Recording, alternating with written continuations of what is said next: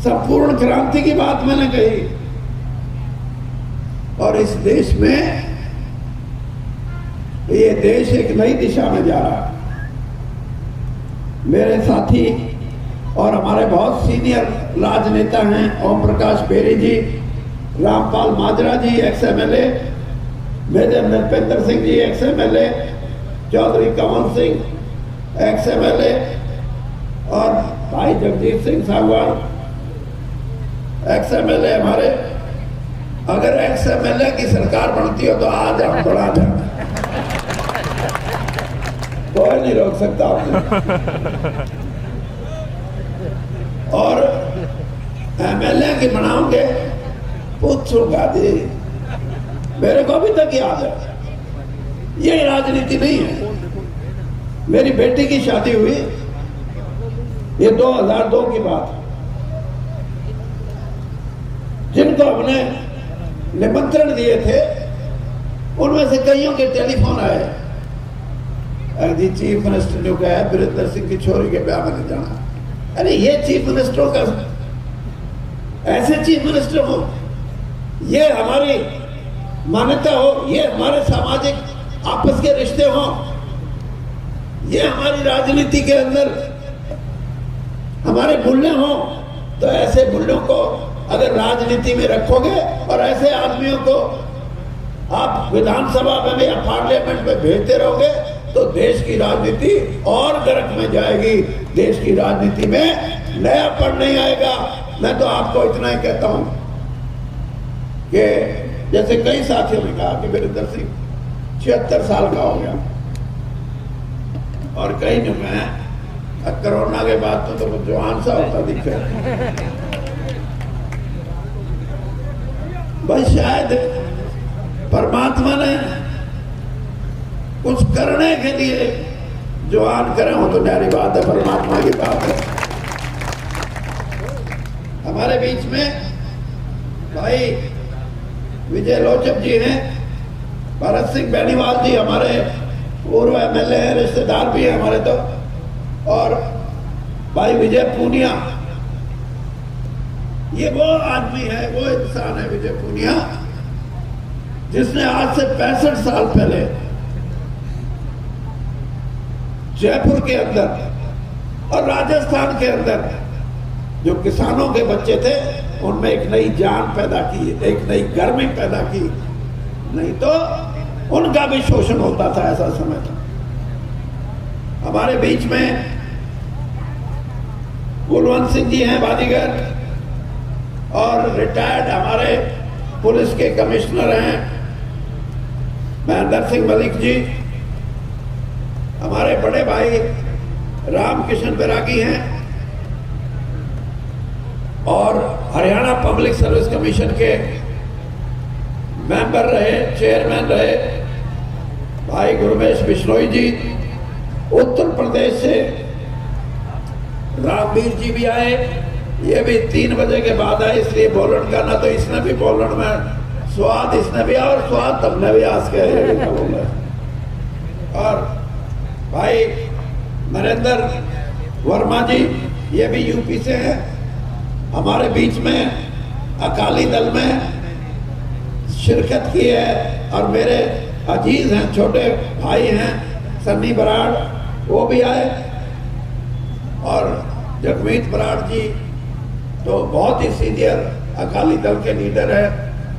और भाई हमारे बीच में विपुल गोयल जो भारतीय जनता पार्टी के बहुत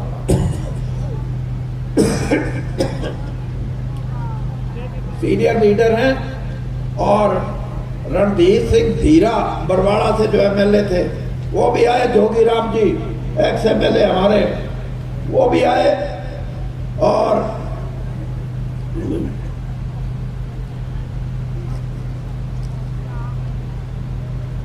भाई किसी का को रह गया हो तो यार, हाँ रह गए हाँ हाँ हाँ। और श्रीमती सीमा गैबीपुर, ये भी आपके बीच में है, और कलसानिया और पलसानिया, ये 2 नौजवान हैं राजस्थान के जिन्होंने सारी दुनिया में धूम मचा रखी है, सारी दुनिया में। इनके अंदर वो कला है कि हजारों नहीं लाखों लोग इकट्ठा करते हैं और समाज के लिए काम करते हैं, किसान के लिए काम करते हैं। इसी बीच में मेरे पुराने साथी और संयोजक, हमारे सह संयोजक पंडित शिव नारायण शर्मा जी, हमारे हिसार से वीर सिंह दलाल जी, और मेरे बहुत ही ऐसे विश्वसनीय साथी रज्जू अलावत जी, सुरेंद्र ढोल जी, राजकुमार वाल्मीकि एक्स MLA, और मेरा साथी है ये, इसने भी राजनीति में मगर चल तेरा भी करते हैं, कई तो इसे है मैं ले आया इसने, चाहे वो क्या नाम है अपना, अरे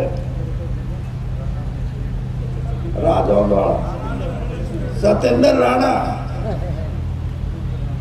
राजकुमार वाल्मीकि, ये ऐसे साथी हैं जिनकी मैं कदर करता हूं कि छोटी उम्र में, ये तो शुगर मिल में क्लर्क था, मगर छोड़ने क्लर्क लाड़ा बढ़ाने वाला नहीं। और जब से मैंने राजकुमार वाल्मीकि जैसे साथियों को टिकट देना शुरू किया, वाल्मीकि समाज में ये हुआ कि हमारे समाज का अगर किसी ने राजनीति में हिस्सेदारी कराई है तो वीरेंद्र सिंह उसमें है। तो ये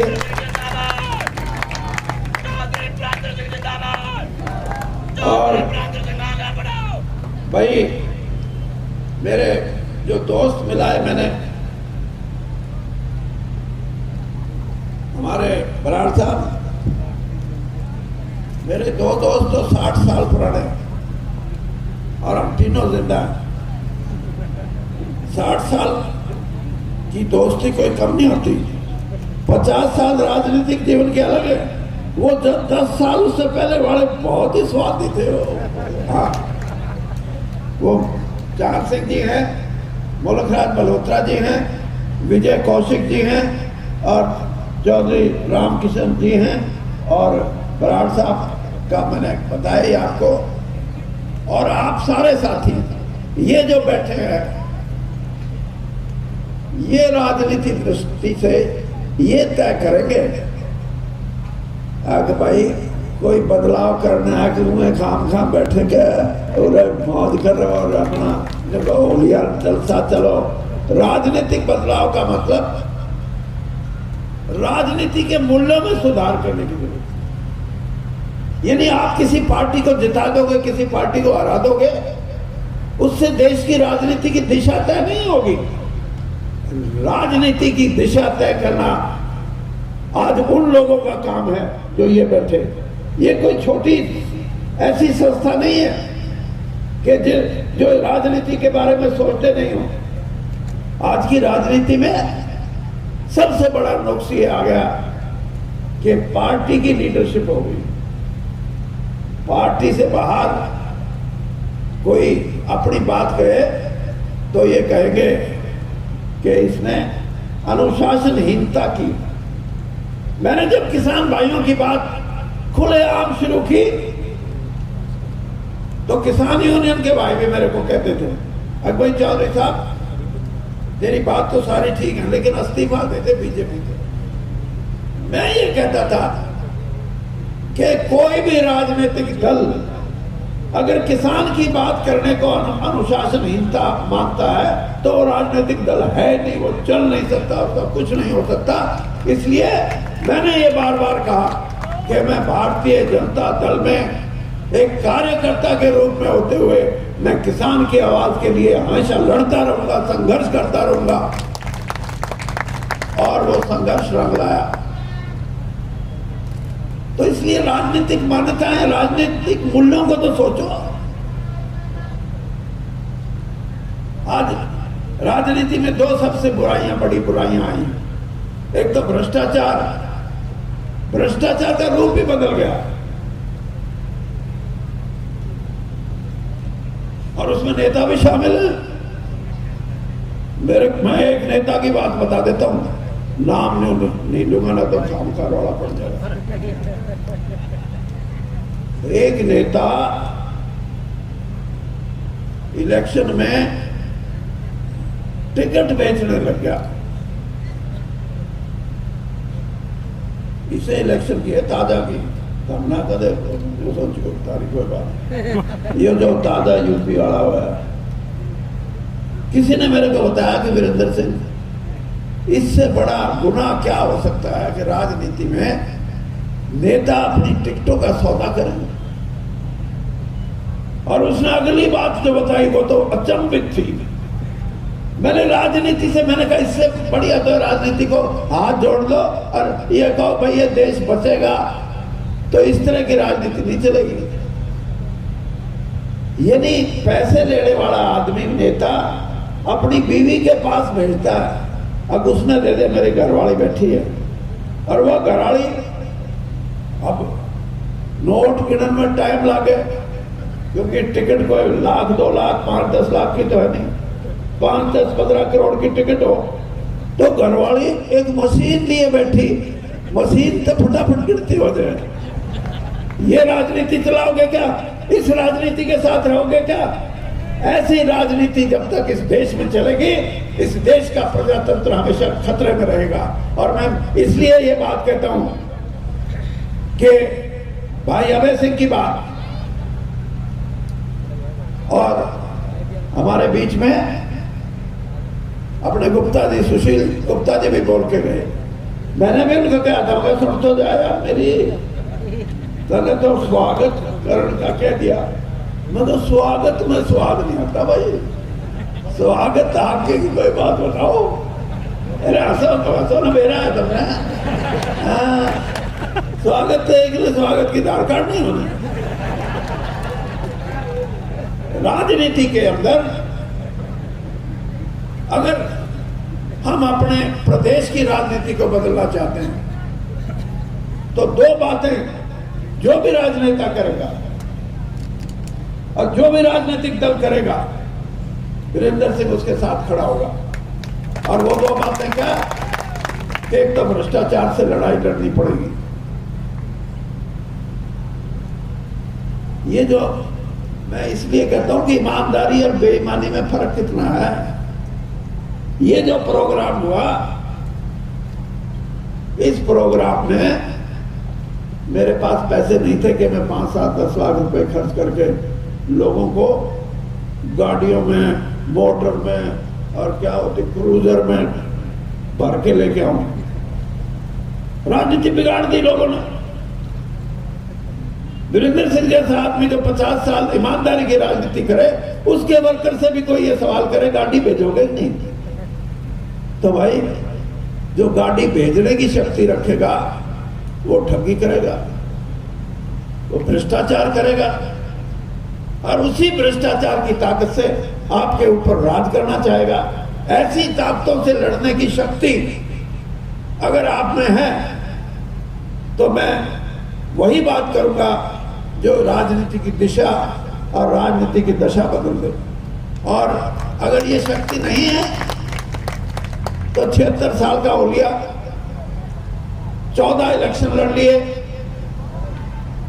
5 मैंने अपने लड़े 2 मेरी धर्मपत्नी के लड़े और 4 पार्लियामेंट के लड़े। 14 इलेक्शन में लोगों ने हमेशा साथ दिया।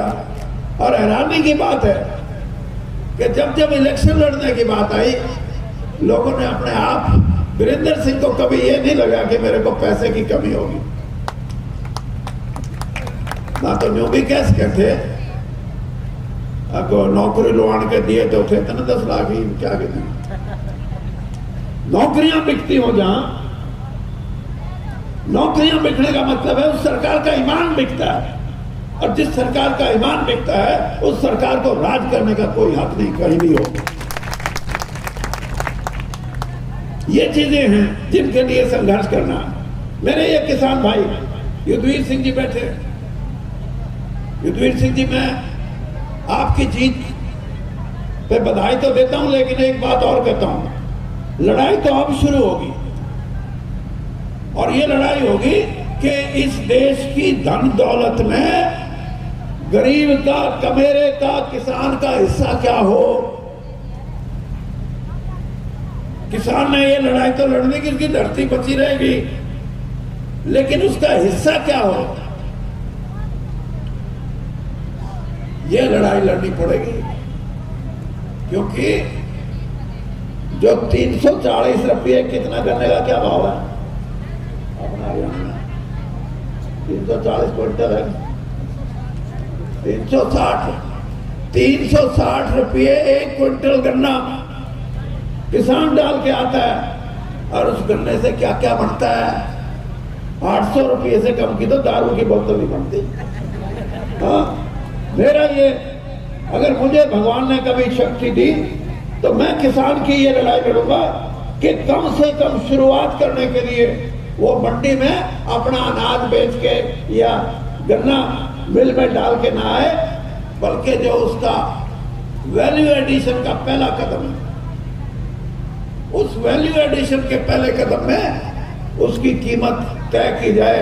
और जो मोदी जी कहते हैं जिस दिन ये काम हो गया, सिर्फ डबल नहीं होगी किसान की इनकम, 3 गुना, 4 गुना, 5 गुना भी हो सकती है। हमारे साथ तो ठगी हो रही है।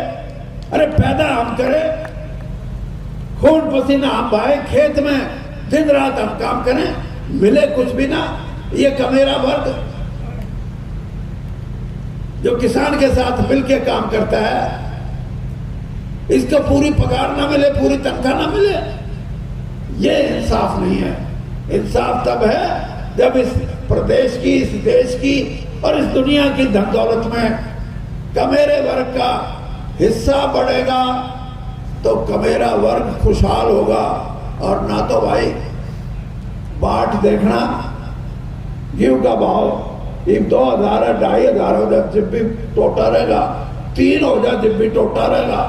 और जो मैंने फार्मूला बताया है, उस फार्मूले के हिसाब से गेहूं का भाव भी 6000 क्विंटल के हिसाब से हो, जब किसान के सांस आवे ना, सांस नहीं आ सकता।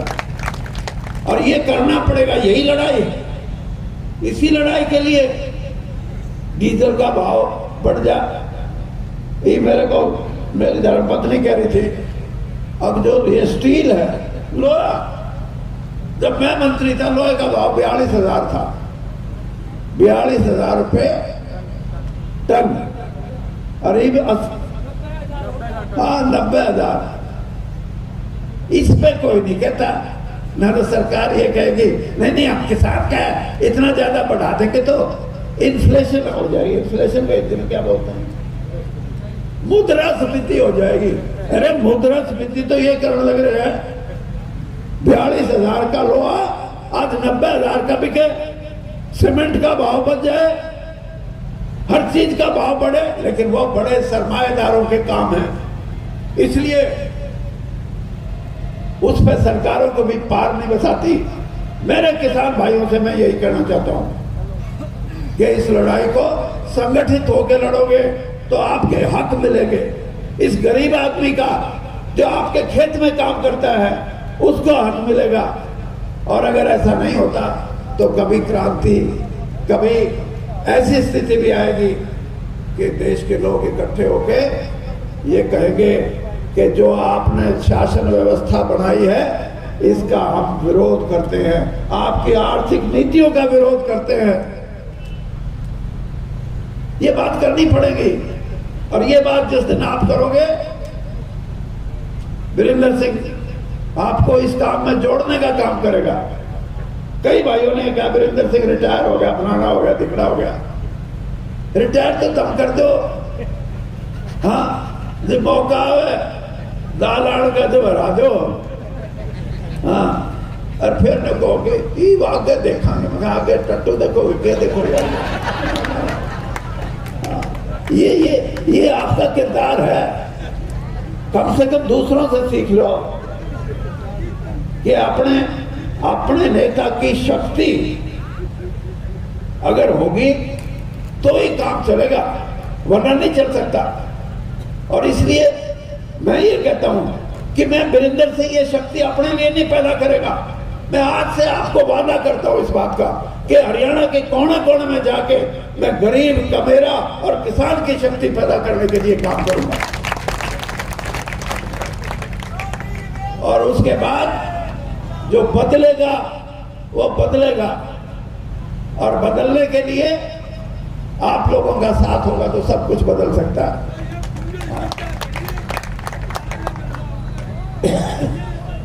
इसलिए आपसे इतना ही कहूंगा कि आपने जो मेरे बारे में सोचा है कि वीरेंद्र आज क्या कहेगा, जो तुमने सोचा वो करूंगा, तुम चिंता ना करो।